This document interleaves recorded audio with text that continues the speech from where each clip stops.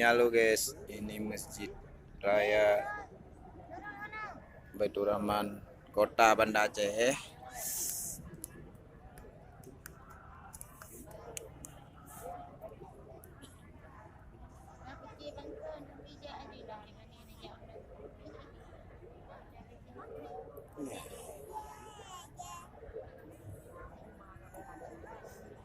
Awaknya bat aku ya. Bat aku. Aku bajik. Dia bajik.